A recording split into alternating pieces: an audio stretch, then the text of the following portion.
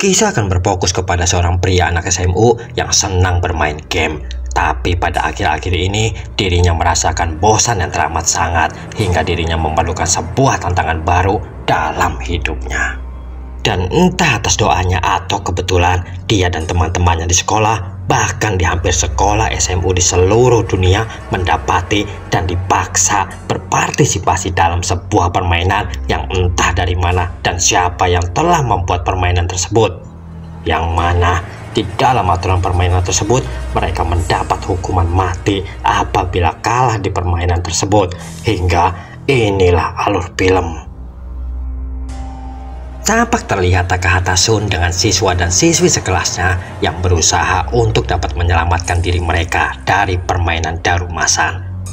Terlihat sebuah kepala boneka di depan mereka yang hidup dan sedang menyanyikan sebuah lirik yang apabila lirik tersebut habis dan ketika dia berbalik arah, manakala dia melihat seseorang bergerak sedikit saja, maka inilah yang terjadi. Terlihat beberapa orang yang mencoba kabur dari ruangan tersebut. Naas sekali, mereka pun harus tewas di tempat tersebut. Hingga salah satu dari mereka mengatakan jika ingin game ini selesai, mereka harus menekan tombol yang ada di belakang kepala boneka itu. Hingga waktu yang terus berlalu dan mereka hanya mempunyai waktu 1 menit 18 detik untuk bisa menekan tombol tersebut. Apabila tombol tersebut tidak ditekan, mereka akan mati semua. Dan mendapati akan hal itu, tentu saja kepanikan melanda mereka hingga menyebabkan keputusasaan di antara mereka, dan inilah yang terjadi. Tampak 2 orang saja yang tersisa dengan waktu yang semakin menipis. Hingga di sela waktu yang tersisa, mau tidak mau, suka atau tidak suka, daripada mereka semua mati konyol, mending mati dengan usaha terlebih dahulu. Hingga pada akhirnya, naas sekali, di game kali ini yang selamat hanyalah orang yang menekan tombol tersebut. Belum habis keterkejutan Shun, tiba-tiba tampak seorang wanita yang dipanggil dengan nama Ichika datang di kelasnya Shun, dan dia adalah orang yang berhasil selamat dari game darumasan di kelas yang lainnya. Pada akhirnya mereka pun bersama-sama untuk mencari jalan keluar dari sekolahan itu. Akan tetapi tidak ada satupun pintu atau jendela untuk mereka dapat keluar. Bahkan mereka malah masuk ke ruangan game selanjutnya.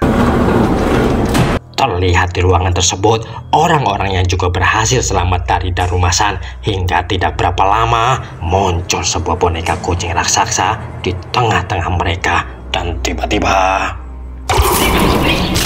kali ini game cuma harus memasukkan lonceng yang berbentuk bola kering yang melekat di leher kucing itu. Dan mereka hanya diberi waktu sekitar 9 menit saja. Tampak seorang siswa yang jago dalam bermain basket dan dia mencoba untuk memasukkan bola tersebut ke dalam ring. Akan tetapi dengan cepatnya kucing tersebut menangkap lonceng tersebut dan tampaknya kucing tersebut hanya mengejar orang-orang yang sedang memakai kostum tikus. Dan Shun yang menyadari akan hal itu segera saja menyuruh rekan-rekannya untuk mencopot kostum tersebut. Dan melihat tikus-tikus sudah tidak ada, membuat kucing tersebut mengalihkan buruannya ke...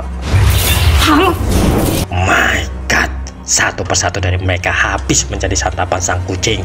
Dan agar rekan-rekannya selamat, Shun segera saja memakai kostum tikus tersebut. Dan tiba-tiba dia seperti mengerti bahasa dari sang kucing. Tampak kucing tersebut tertidur karena garukan dari mereka. Dan tibalah waktu mereka untuk memasukkan lonceng itu. Akan tetapi karena pengalaman game yang pertama, di mana yang menekan tombol lah yang selamat, membuat mereka bertengkar akan siapa yang bisa memasukkan lonceng itu. Hingga inilah yang terjadi.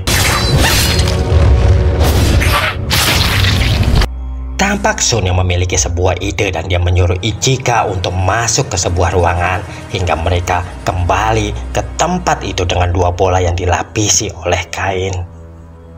Akan tetapi, kucing tersebut melihat bola basket yang dipegang oleh Sun hingga dia hanya harus berfokus kepada Ichika saja. Namun, ternyata kucing itu telah tertipu hingga Sun yang langsung saja melemparkan bola tersebut. Sayang sekali, bola tersebut malah memantul dan beruntungnya ada seorang siswa yang bernama Takeru yang memasukkan bola tersebut bertepatan dengan waktu yang telah habis.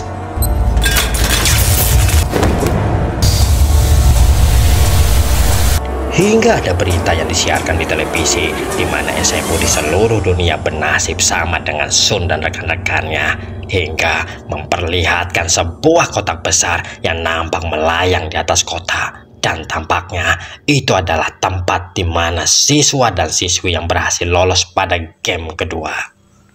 Tampak di satu ruangan, Sun yang terbangun dari tidurnya dan betapa sangat terkejutnya manakala dia melihat teman SMP-nya yang bernama Takase yang juga berada di situ dan dua orang yang lainnya. Hingga game ketiga pun dimulai. Tampak 4 boneka yang masuk ke ruangan tersebut, di mana game kali ini hanya menebak siapa yang berada di belakang dengan mata yang tertutup.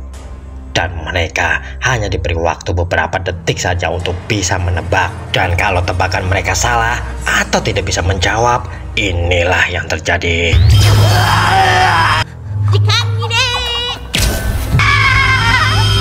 Hingga tiba pada gilirannya Sun yang bermain. Dia yang dengan cerdiknya telah menipu keempat boneka tersebut, hingga salah satu dari mereka telah mengeluarkan suara hingga Sun bisa mengetahui siapa yang berada tepat di belakangnya.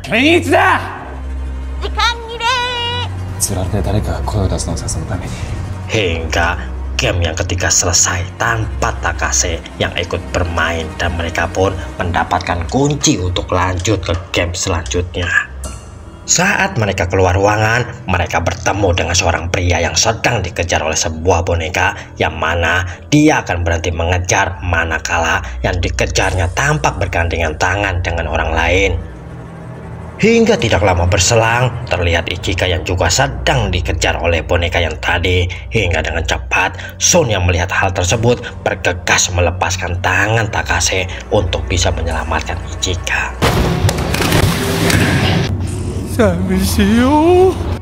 Singkat cerita, mereka pun berhasil masuk ke ruangan dengan menggunakan kunci yang telah mereka dapatkan sebelumnya.